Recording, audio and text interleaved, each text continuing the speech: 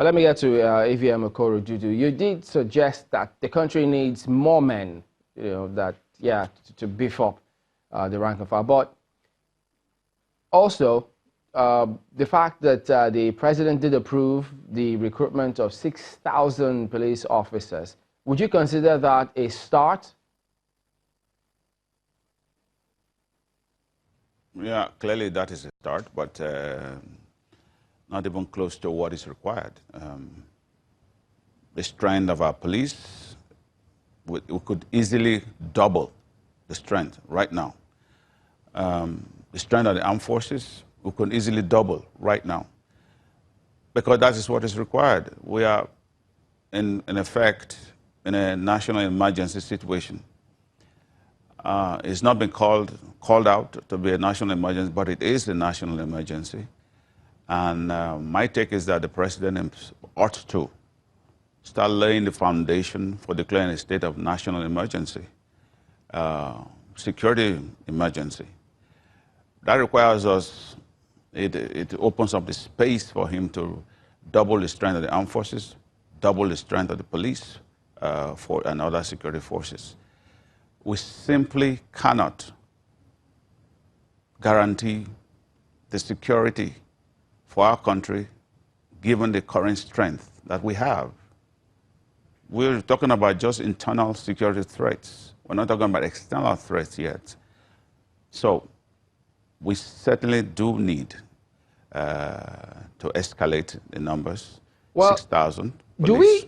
How do we focus on escalating those numbers? Because there are those who think that, look, we can't just rely on that, because no matter the amount of people you get into the structure as presently constituted, we may not still get the kind of results we want. In fact, they suggest that there's got to be some sort of reordering of the way policing function and the structure is carried out in the country. Do you subscribe to that?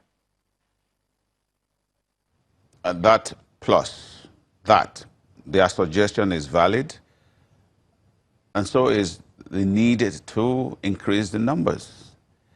With our size, in both land size and the population and the challenges, you don't need to be a rocket scientist to know that the country itself, all you have to do is look at all the countries of the world and see what our security sizes are vis-a-vis the threats and the threat potential or the threat analysis that they will come to. We have a serious, very serious internal security threat.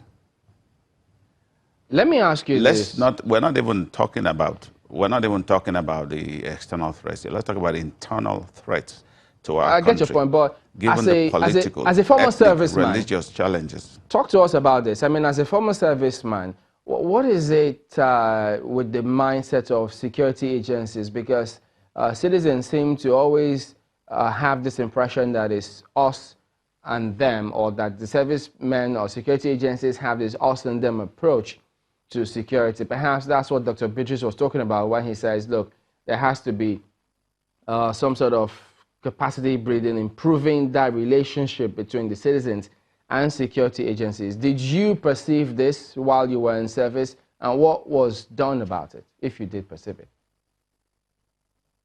No, of course, that's some perception that was driven by certain misguided activities by some of our personnel.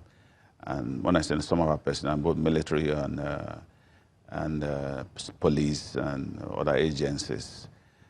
But that's when the essence of the civil military departments were now put in place within the defense headquarters and most of the services headquarters. They don't have this military civil relations departments.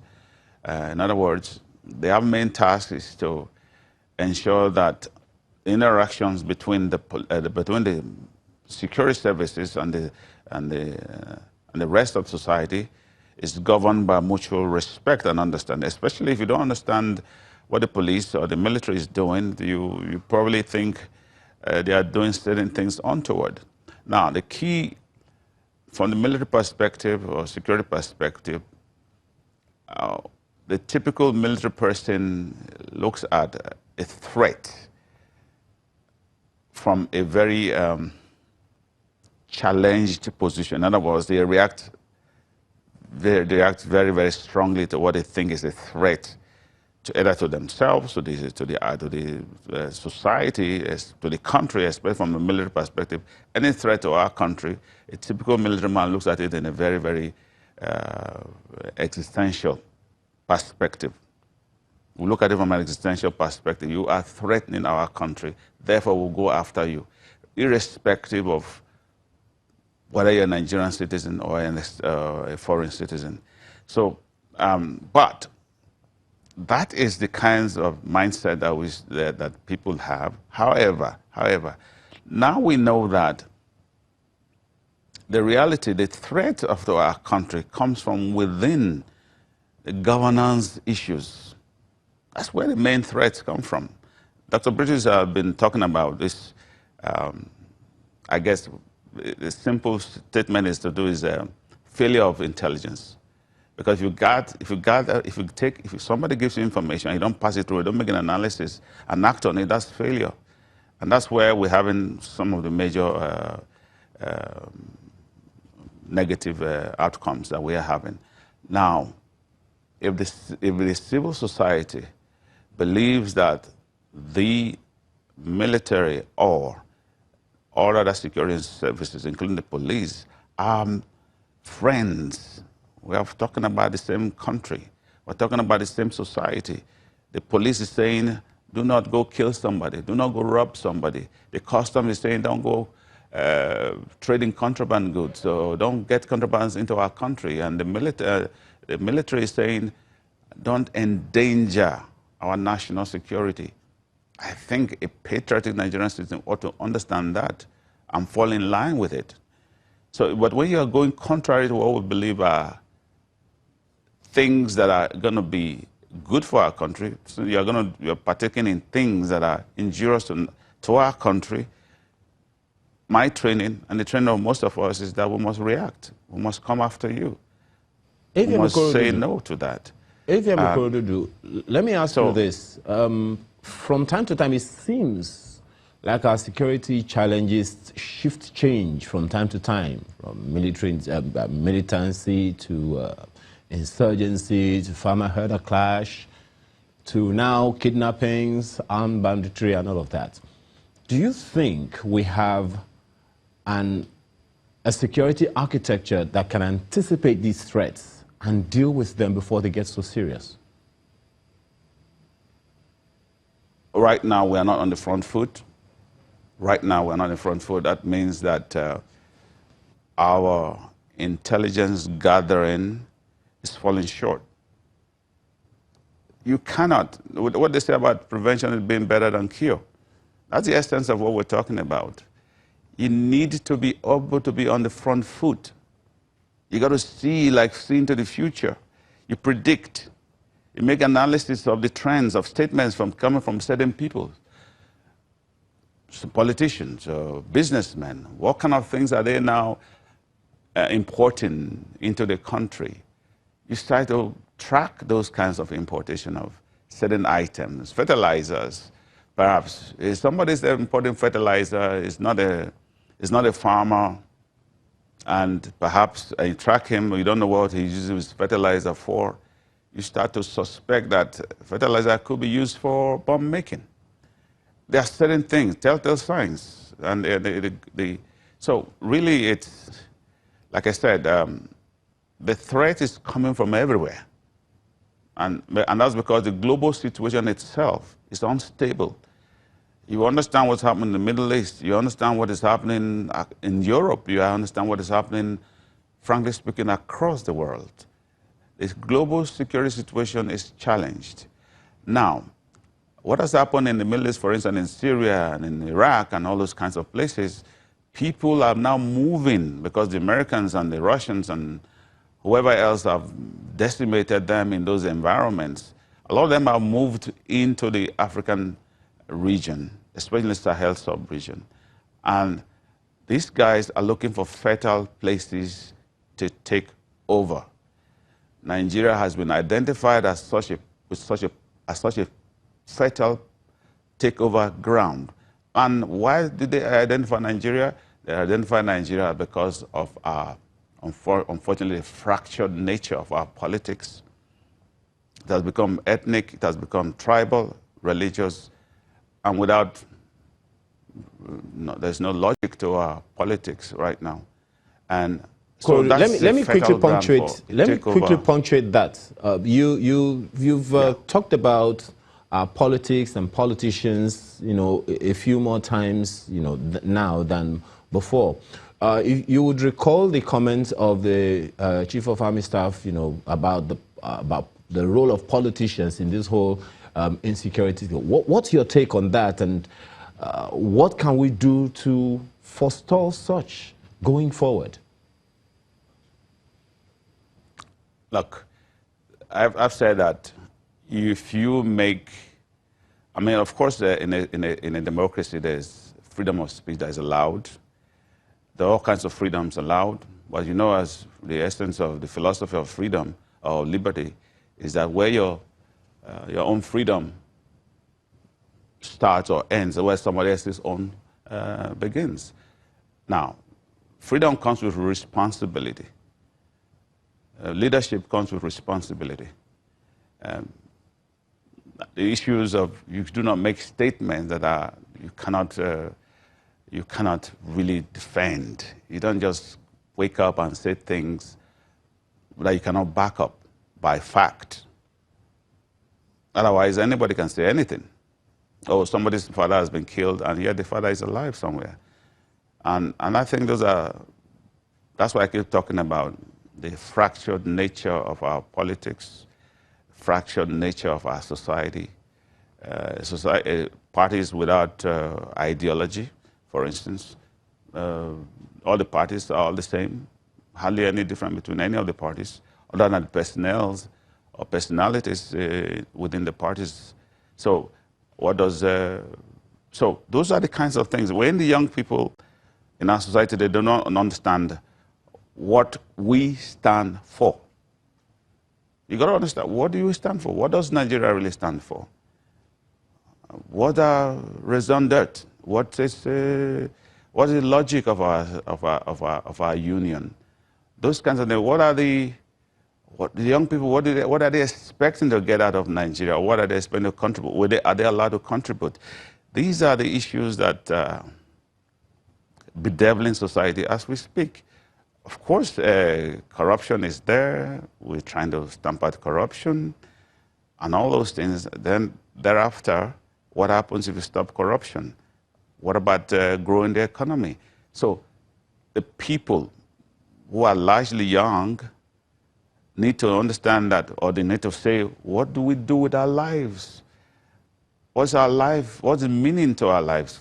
Those are the issues that really must be examined, and ask yourself these days, how come certain elements within society are so way ahead in material security and stuff, and most of the society let me ask reeling Dr. under my apologies. Let me ask Dr. Bitrus, groups as yours interface with community members in your region, governors too, I reckon.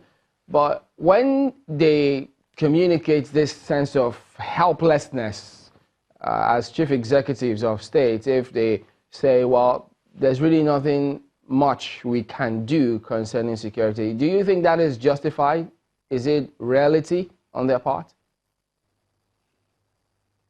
Yeah, I mean, a governor who is constitutionally supposed to be the chief security officer of his state, when he makes such a statement, he has reasons for making it. The police are answerable to the IG, who is answerable to the president, not to the governor. Of course, the governor could influence the commissioner, given that the commissioner is operating within his state. But the level of helplessness that some of our governors display, and which they openly speak on is true. That's why many of us are advocating for constitutional amendment to allow for state police. Though some critics continue saying, hey, the governor might use the state police for the X, Y, Z reasons, but all the same, to me, policing is local, and I don't see a policeman coming from my locality working against his people. But the way we have the federal police as it is now, to me, is not satisfactory. Those of us who are above 60, we know we used to have the NA police. They were native authority police, and they were closer to the people than the Nigerian police then, who were just scanty, not in the numbers they are now. We can still use that system. We've adopted so many components of the American system, including the presidential system of governance. But some of the other things that operate within that system has not been adopted. In the US, we have even county police. We have, so county is like our local governments here and all this kind of thing. So for policing to be closer to the people, for governors to be able to say, yes, we are in charge and we can give directives to our police as things happen, we need to have state police. We need to have policing closer to the people. And what they have been saying is also correct. But what will be your suggestion or response to those who you say, push the impression that if you do have state police, that you will have governors, or perhaps you have it been abused? Because some have highlighted elections, for instance. Well, yes, we have elections once every 4 years, but some of them equally argue that the damage that will be done in that 1 4-year cycle will be a lot more damage that in the next 4 years you'll be grappling with, how you could remedy whatever damage may have been done. So is it that you don't think that they have a point when they say you have to address that potential of abuse, which is huge? Yeah, I mean, I appreciate the observations and comments by such people, but the truth remains. In the last election, we've seen police officers, military officers, deployed for one thing or the other. An irresponsible, I'm sorry for using this terminology, leader would always exploit whatever is available, irrespective of whether that thing is good or bad. But that does not and should not inform our need for proper policing that would be community-based. I can't see, for example, my village being attacked, and then we have my local people there in uniform with some gadgets and refusing to defend my people. I mean, it's not possible. So we need such to come to Nigeria. Let people identify with their communities. Let's have our local state police. And irrespective of what people think, those critics will continue to be there. Now we have federal police. We are accusing the federal government of using the federal might, the federal police, the army in elections. When it comes to the state, such accusations in some quarters will also come to bear. But all the same, it doesn't override the need to having policemen who are close to the people, who the state governor, who is the chief security officer of the state, can call at short notice and say, go to this position and defend the people, and ensure that security is maintained. Pardon me to jump in. Still speaking about policing and with respect to state governors, when you say that it's true, that they have a point when they communicate that sense of helplessness or hopelessness, but you remember they also do have several forum or fora where they can raise some of these issues. One, they can always have, they have governors forum meetings where they could raise some of these concerns. As the biggest pressure group, they can escalate their matter, you know, to the executive if they feel hard done by that. Then they have their members in the House of Representatives who they can speak with. They equally have them in the Senate. Those are lawmakers who can champion the cause of the state, because if they represent the people and if the people say this is what we want, they can then move it to the National Assembly and take a decision, because we've been told that, look, that some of these decisions ultimately rest with the National Assembly. So can they still claim that sense of hopelessness if they have all these avenues to communicate their actions or decisions if they want it done? State police, for instance. Our presidential system is, invests so much power on the president. And yes, all these avenues are available. Of course, as we are talking now, the debate is going on. Constitutional amendment require input from all quarters, not only the National Assembly.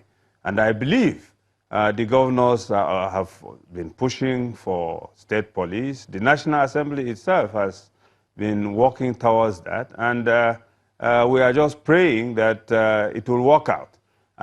You see, for now, that has not been achieved. That's why the hopelessness is being manifested and is being displayed openly. And it is not governors from the Middle Belt, governors across the country. Governor of Katsina made such a statement, Zamfara governor made such a statement, and so many other governors.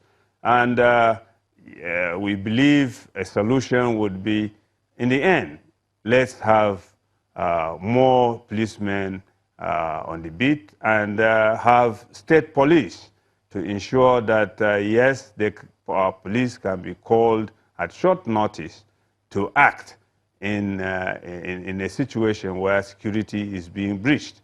The fact remains that internal security is not the business of our military, as it is happening now.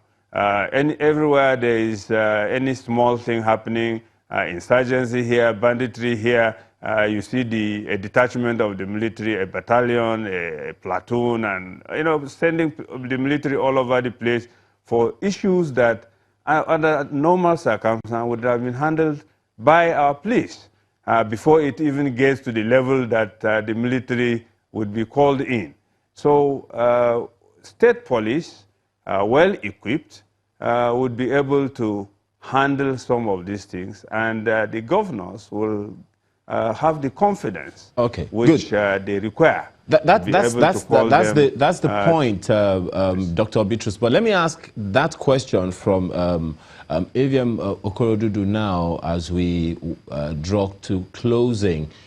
By May 29, the next set of leaders are coming on. And you have also highlighted some critical issues, poverty, unemployment, as pointers to the security threats. What can they do given our present economic challenges?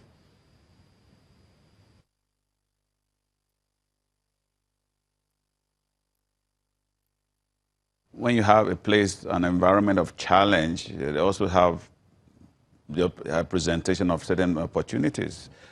Frankly speaking, the opportunities are enormous in our country. Those leaders come into office ought to see it as, despite the challenge, especially economic and political challenge, despite those challenges, the opportunities are even more. Now, number one, you need to grow the economy. That's, you got to grow the economy, otherwise you cannot improve even security. We don't have enough funds to improve the economy. Now, you improve the economy, more people pay more taxes, you have more money to put back in the security. At the same time, the security is reinforced, therefore giving rise to constantly a mutual escalating of value added on both security terms and economic terms. That is what the essence of the concept of the security of economy or economy of security is, one and the same thing. An insecure environment would not attract a lot of economic activity. I understand. Now, a secure environment, conversely, attracts a lot of investors who will come in and pay more taxes, employ more people. So the security situation in Nigeria must be improved. All right, AVM, we appreciate your thoughts. I'm afraid that's where we have to anchor this particular segment. Retired AVM Terry Okoro-Dudu and Dr. Pogos Bitrus, President, Middle Belt Forum. Gentlemen, thank you both for coming on Sunrise Daily today.